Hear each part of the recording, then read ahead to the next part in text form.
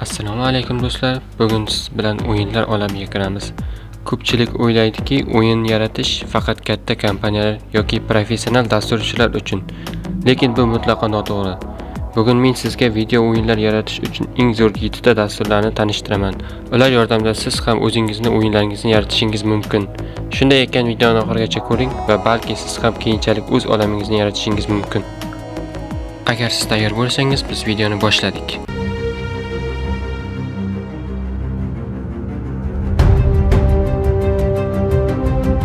Biz bugungi videomizda 7-o'rinda Game Max'ga berdik. U dastur orqali yaratilgan mashhur o'yinlar Dark Skies, Over My Dead Body va The Asylum o'yinlari yaratilgan. Bu dasturni ishlatish uchun sizning kompyuteringizdagi minimal talablar Intel i3 yoki undan yuqori, operativ xotirangiz kamida 8 GB bo'lishi kerak, video kartangiz esa GTX 1500 yoki undan yuqori bo'lishi kerak. Diskingizda kamida 10 GB bo'sh joy bo'lishi kerak, ya'ni kompyuteringizning xotirasida.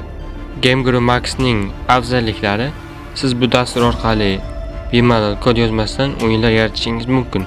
Kamchiliklari esa kod yozmaganingiz sababli siz o'zingiz xohlagandek atmosferadagi o'yin yaratishlaringiz juda qiyin.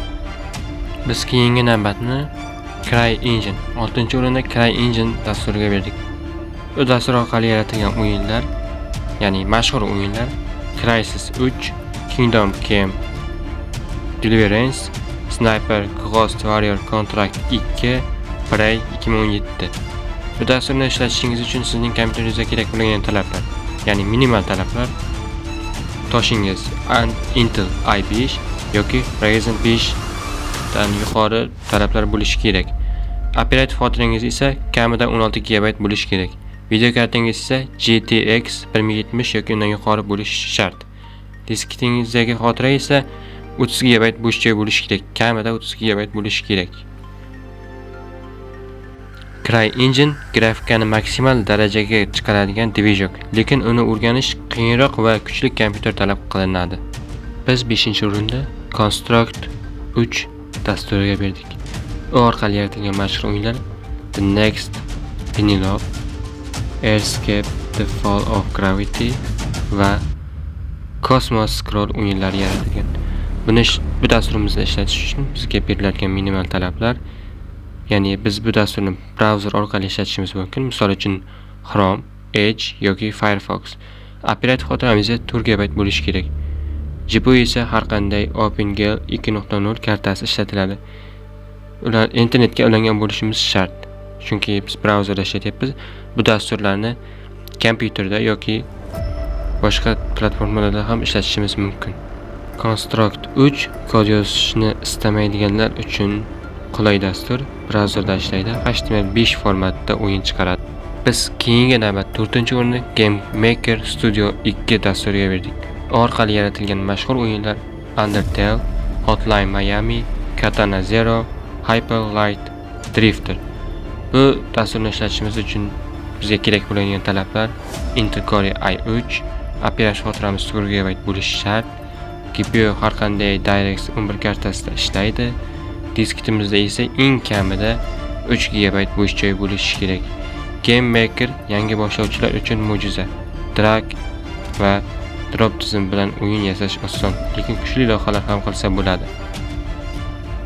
Biz 3-o'rinda Godot Engine dasturiga berdik. Bu orqali yaratilgan o'yinlar Cassette Beats, Deponia Remake, Zodiac, Sons of Valhalla. Bu dasturni ishlatishimiz uchun kerak bo'lgan minimal talablar: CPU har qanday 64 bit protsessor orqali ishlaydi, RAM operativ xotiramiz 4 GB bo'lishi shart, GPU ya'ni video kartamiz OpenGL 3.3 ni qo'llaydi, har qanday karta va disketimizda kamida 1 GB bo'sh joy bo'lishi shart. Godot mutlaqo bepul va juda yengil, hattoki eski notebookda ham ishlaydi. O'rganish uchun eng qulay variantlardan biri.